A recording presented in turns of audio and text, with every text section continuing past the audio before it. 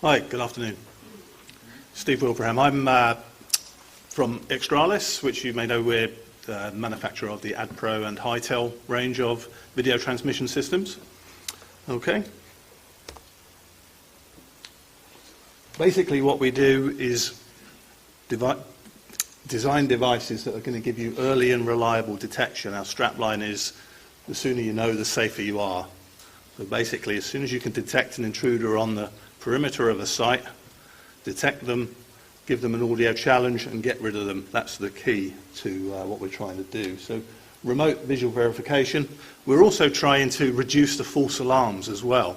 All of our products are fully compatible with the Sentinel platform, but we understand that an operator, no matter what platform they're running, needs as few false alarms as possible. That's the key to the whole thing. If you have too many false alarms, it's a cry wolf situation and the whole thing breaks down. So we need to get our false alarm levels down as well. So this is basically what we're trying to achieve here. Now, a typical system currently is very diverse. So you have a whole range of different systems. So you may have external detectors, you've got a DVR or an NVR on the site, you've got access control, you've got fire systems. They're all completely independent, and as many people have said already today, different apps and various different things.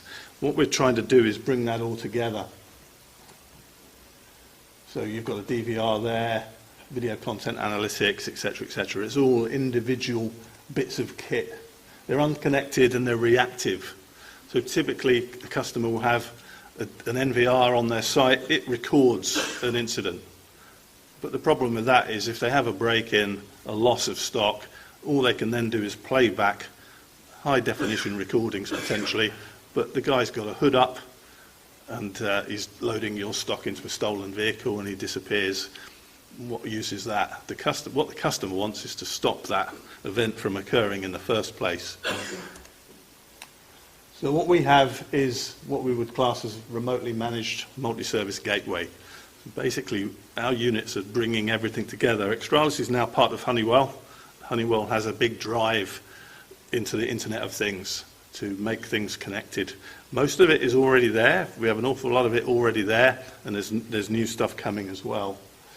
So now your perimeter detection can come back to one of our devices, but they all talk to each other. So as of today, for example, you can have your access control system, last person out, the system recognizes that's the last person, everyone's now gone, it can automatically arm your intruder alarm panel. So that automatically, your intruder alarm now sets. At the same time, it can now talk to your BMS and turn off your lighting and switch the air conditioning off or the heating down because there's no one there. Why heat an empty building? So instead of being a security system on its own, which is a bit of a grudge sell, you've now got a system that's potentially saving the customer money because they're all talking, all the different elements are talking to each other across the network, and away you go. Away you go. You've got that fully combined system. Going forward, the Xtralis products are also being added into that, and that should be by the turn of the year, maybe early next year. So you'll be able to have the Xtralis units with analytics or detectors, for example, sitting on that same network when you badge out your access control. It'll set your perimeter system, give you an exit time to get out, etc., etc. But even more than that, you can link alarm information. So say on a Galaxy panel, for example, on an intruder panel, you'll be able to, instead of hardwiring everything into additional bits of additional relays and outputs, etc., etc., you'll going forward be able to say zone 1036 is linked to camera 5 from drop-down programmable boxes. So it's going to make the installer's life a lot easier to actually install a system going forward.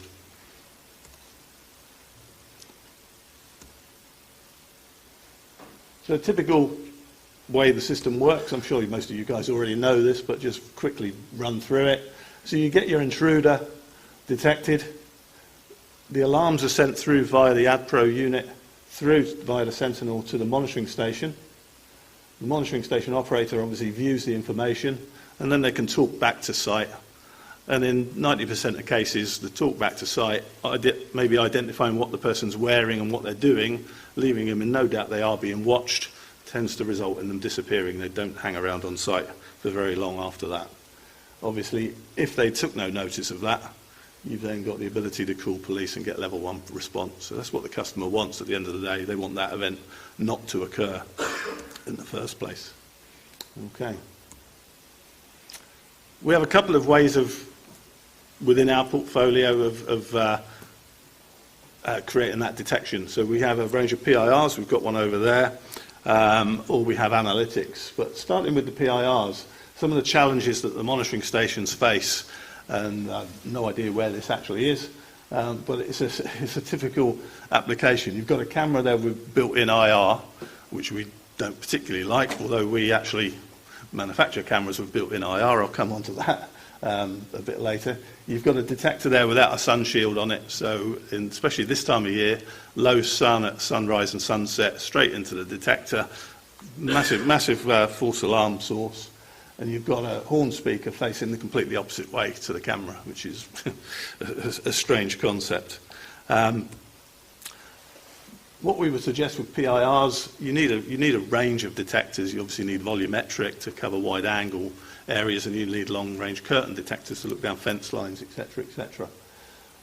Our units cover from 18 metres up to 220 metres, various different flavours in between, of course. You've got things like anti-masking on them as standard. I mean, these detectors are basically a grade 3 detector that you'd use internally for outdoors. I mean, there is no standard for outdoors, but these would comply potentially. You need a creep zone as well. Our detectors have that built in as standard. Without a creep zone, potentially you could shuffle up underneath it against the wall. The detector won't see you. So creep zone is vital, and on our units that will detect up to a metre behind the detector as well. I'll give you a separate output so you can move a dome to a preset to be able to view that alarm.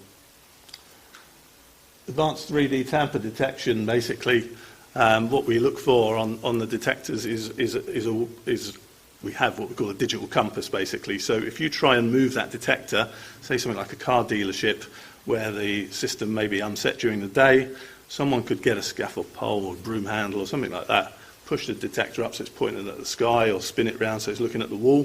It's no longer looking at the area it should be. You can come back later that day, break in, the detector's not going to see you, and you'll get no alarm into the monitoring station.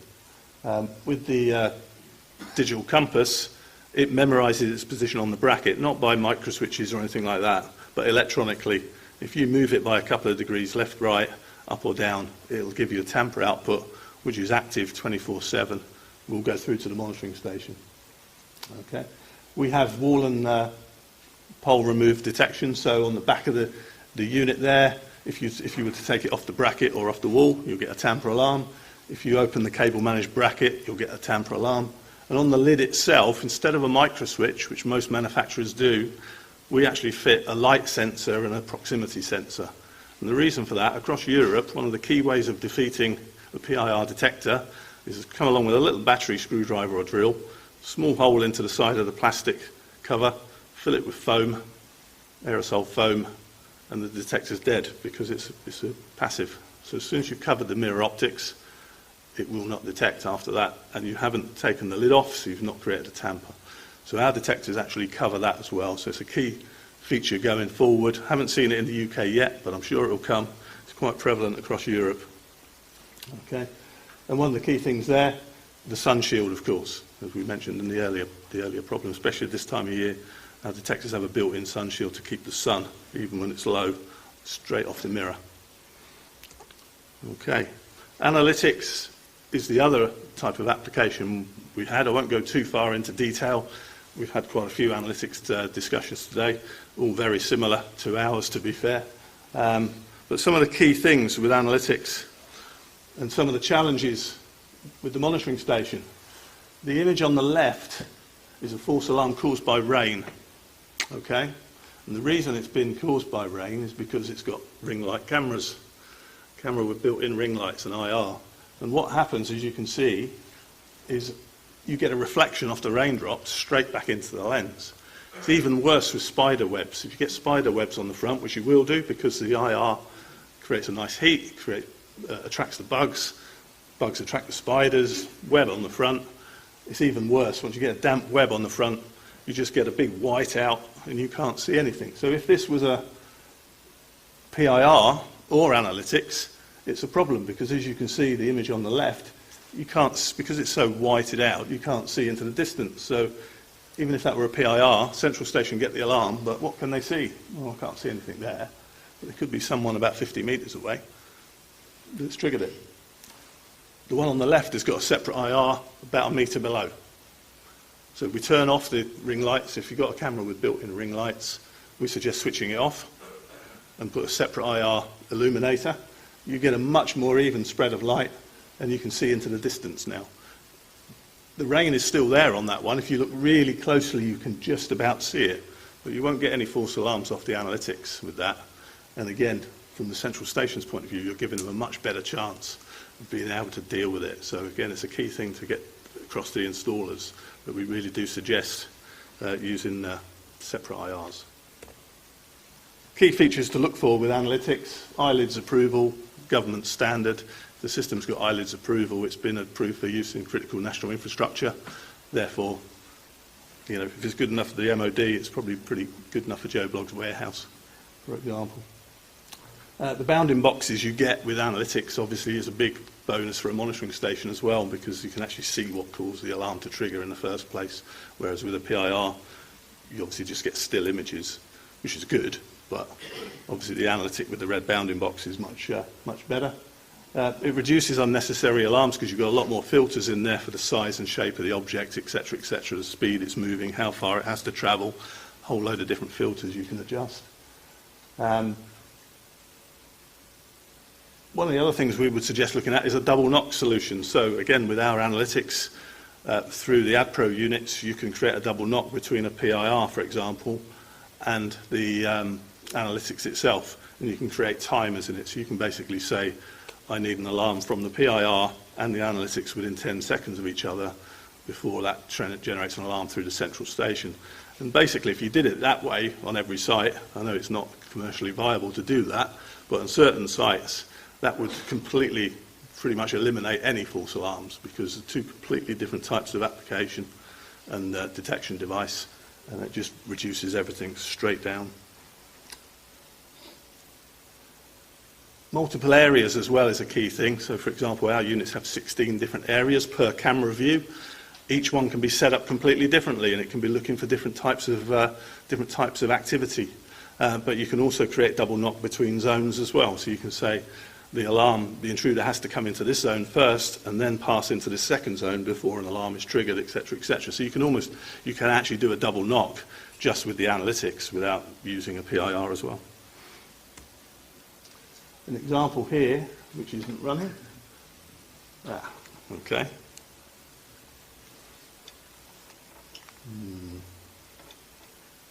Right, I don't think I'm going to get that to work somehow. No, apologies.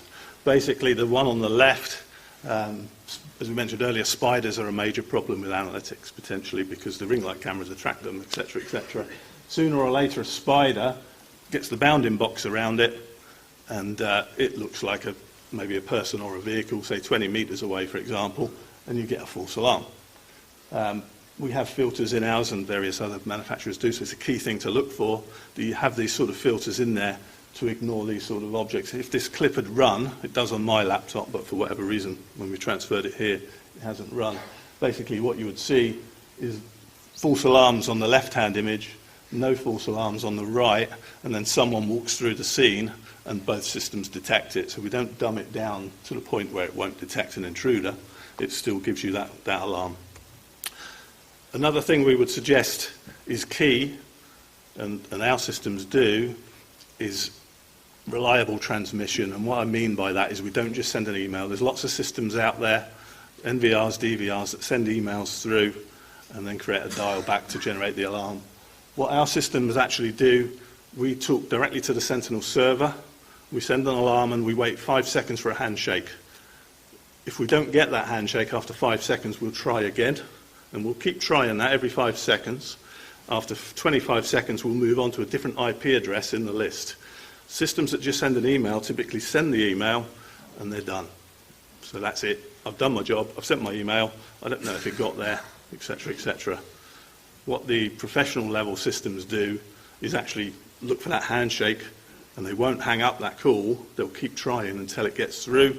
The systems also log everything as well. So from the engineer's point of view, the installer's point of view, the monitoring station's point of view, everything is logged. You can see what time the system was set, or if it wasn't set, for example, which detector or analytic zone triggered.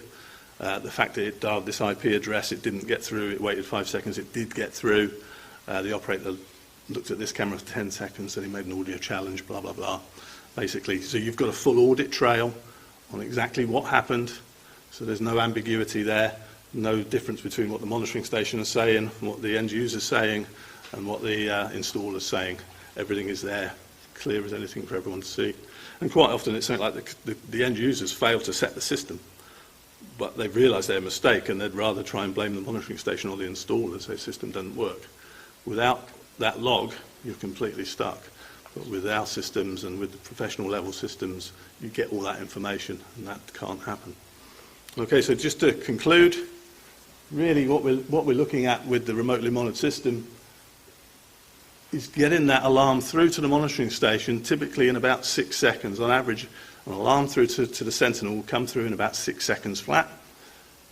It will then take the operator a little while to just view the incident, see what's going on, make his audio challenge. But on average, we reckon within 20 seconds of someone approaching a site, the audio challenge has happened and they're gone.